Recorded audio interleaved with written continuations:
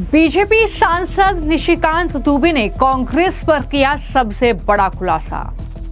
निशिकांत दुबे का दावा, कांग्रेस के 150 से ज्यादा सांसदों को रूस से हुई फंडिंग। निशिकांत बोले, गांधी परिवार के नेतृत्व में बिचौलियों की कठपुतली बन चुका था देश। निशिकांत दुबे ने सीआईए और केजीबी फंडिंग केस में की जांच की मांग, कांग्रेस पार्टी से मांगा जवाब। बीजेपी के सांसद निशिकांत दुबे ने कांग्रेस पर सबसे बड़ा खुलासा किया है। पहले उन्हें एक्स हैंडल पर एक पोस्ट करके यह खुलासा किया और अब उन्होंने अपने बयान में ये तमाम दावे दोहराए हैं। निशिकांत दुबे ने एक्स हैंडल पर एक डॉक्यूमेंट पोस्ट करते हुए कांग्रेस पार्टी पर सबसे बड़ा आरोप लगाया है। उन्होंने आरोप लगाया है कि कांग्रेस पार्टी के पास अमेरिकी खुफिया एजेंसी सीआईए का पैसा है। इससे ठीक एक दिन पहले निशिकांत ने आरोप लगाया था कि कांग्रेस के एचकेएल भगत के नेतृत्व में 150 से ज्यादा कांग्रेस पार्टी के सांसद सोवियत रूस के पैसे पर पलते थे और रूस के लिए दलाली करते थे। वहां से कांग्रेस पार्टी के नेताओं को फंडिंग हुई है। ये तमाम दावे निशिकांत दुबे की तरफ से किए गए। निशिकांत दुबे का कहना है कि ये सांसद रूस के एजेंट की तरह काम करते थे। उन्होंने अपने एक्स पोस्ट में इस दस्तावेज को साझा करते हुए कांग्रेस से जवाब मांगा है। न्यायिक आयोग इसकी जांच करे, यह भी कहा है।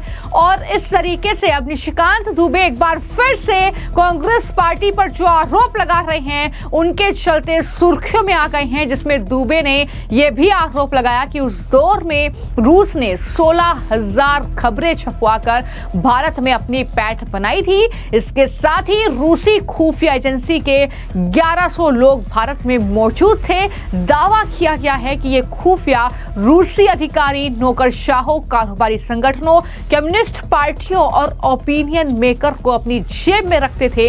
तो इस तरीके से ये चौंकाने वाले दावे जो है निशिकांत दुबे ने बाकायदा डॉक्यूमेंट शेयर करते हुए किए हैं। और उसके बाद जब एएनआई से बातचीत उन्होंने की तो उन्होंने अपने दावे दोहराए और सिलसिलेवार ढंग से बताया कि आखिर वो क्या आरोप लगा रहे हैं, वजह क्या है, किस तरीके से अमेरिका की खुफिया एजेंसी और साथ ही सोवियत संघ की खुफिया एजेंसी ने कांग्रेस पार्टी को पैसा दिया है।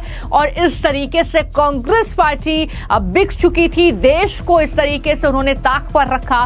क्या कुछ उन्होंने दावे किए, जरा सुनिए। कल भी मैंने कुछ बातें रखी थी अपने सोशल मीडिया पर और आज भी रखा है। कल हमने रखा कि एक डॉक्यूमेंट, दो चीज़ें हैं, एक सीआईए और केजीबी, दो बड़ी एजेंसीज है जो प्रत्येक देशों में काम करती है। सीआईए की डायरी जो उसने अमेरिका भेजी और मित्रोखंड डायरी जो केजीबी ने रूस में भेजी। दोनों ये कह रहा है कि एचकेएल भगत के नेतृत्व में कांग्रेस के 150 सांसद सोवियत संघ के पेरोल पर थे, उनसे पैसा लेते थे, उनको चुनाव लड़ाते थे, उनसे नीतियां बनाते थे। उसी तरह उन्होंने कहा है कि 16,000 आर्टिकल ऐसे छपे जो कि रूस छपवाता था अपने हिसाब से। इस कारण से उसने कहा है कि मीडिया हाउसेज जो उस वक्त प्रिंट मीडिया था, इलेक्ट्रॉनिक मीडिया था नहीं, उसके ऊपर उसका पूरा का पूरा आर्टिकल है। जो एजेंसीज उस वक्त, न्यूज एजेंसी आपकी तरह की, जो एएनआई की एजेंसी मान लीजिए, आप तो उस वक्त थे नहीं, यदि उस तरह की कोई न्यूज एजेंसी थी तो वो भी रूस से बिकी हुई थी, बटी हुई थी। नौकरशाह के बच्चे वहाँ पढ़ने जाते थे, नौकरशाह के बच्चे वहाँ घूमने जाते थे, व्यापारी संगठन के बच्चे जाते थे, वो घूमने जाते थे। और एक और बातें कही कि सुभद्रा जोशी जो कांग्रेस की कैंडिडेट थी 77-80 में, उसने तो 5 लाख रुपया जो है उस जमाने में लिया 77-80 में चुनाव लड़ने के लिए जर्मनी से, और बाद में 1980 में उसको जर्मन इंडो फोरम का जो है अध्यक्ष बना दिया गया। तो पूरा का पूरा यदि देखेंगे तो लगता था कि सोवियत रूस से बिका हुआ जो है हमारा देश था गांधी फैमिली के नेतृत्व में। और आज जो मैंने कही, कई एक लोगों को लगता है कि ये जो है सीआईए का डॉक्यूमेंट है, सीआईए का डॉक्यूमेंट है, सीआईए सोवियत संघ को बदनाम करने के लिए कहता है। आज जो मैंने कहा है, आज उससे भी इंपॉर्टेंट बात है। 10 मई 1979 को राज्यसभा के अंदर डिस्कशन होता है। जो यूएस के एम्बेसडर हैं मिखलिन, उन्होंने एक किताब लिखी है उस किताब में जिक्र करते हैं कि श्रीमती गांधी को 2 बार उन्होंने पैसा दिया। इसके ऊपर राज्यसभा में पूरा डिबेट होता है। और फिर उसी में मैंने जो है निक्सन और किसिंगर की जो फोन पर बातचीत है उसमें जो पैसा देने की बात कर रहे हैं कि किस तरह से कांग्रेस को मैनेज किया जा सकता है, किस तरह से सरकार को मैनेज किया जा सकता है, ये बातें हमने कही हैं। ये सारी बातें अलार्मिंग है कि ये देश 1947 के बाद भी 2014 तक, क्योंकि इसी बीच में आपको पता है कि जब मनमोहन सिंह जी की सरकार बनी 2004 में, तो जो राव का एजेंट था, जो ज्वाइंट डायरेक्टर था राव का, रविंदर सिंह, वो भगा दिया गया और आज तक उसका आता पता नहीं चला। वो वाशिंगटन में जो है देखा गया। उसके बाद 2004 से लेकर 14 तक मनमोहन सिंह जी देश के प्रधानमंत्री रहे, क्योंकि वो ये सारे कारोबार करता था, कांग्रेस के सारे इशूज को जानता था। और जब कारण ये था कि RW में मेरे रिश्तेदार थे जो स्पेशल डायरेक्टर थे अमर भूषण, उनको जो है पता चला, उन्होंने रविंदर सिंह को जो है जांचना जब स्टार्ट किया, तो जैसे ही ये सरकार बनी मई 2004 में, उसको भगा दिया गया।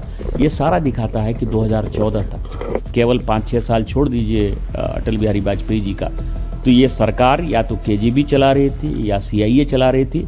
और कांग्रेस का पूरा गांधी परिवार इन्हीं 2 एजेंसीज की कठपुतली था और ये देश के लिए दुर्भाग्यपूर्ण। तो निशिकांत दुबे ने कांग्रेस की उम्मीदवार तब सुभद्रा जोशी थी, उनका भी जिक्र किया और बताया कि लोकसभा चुनाव में उस वक्त 5 लाख रुपए लिए जर्मन सरकार से चुनाव के नाम पर हारने के बाद इंडो जर्मन फोरम की वो अध्यक्ष बनी। तो इस तरीके से 2 ट्वीट उनकी तरफ से ये किए गए हैं और उसके बाद उन्होंने मीडिया में जो बातचीत की है, बयान दिया है, वो आपने सुना, जिसमें वो साफ तौर पर ये लिख रहे हैं कि ये देश था या गुलामों, दलालों या बिचौलियों की कठपुतली।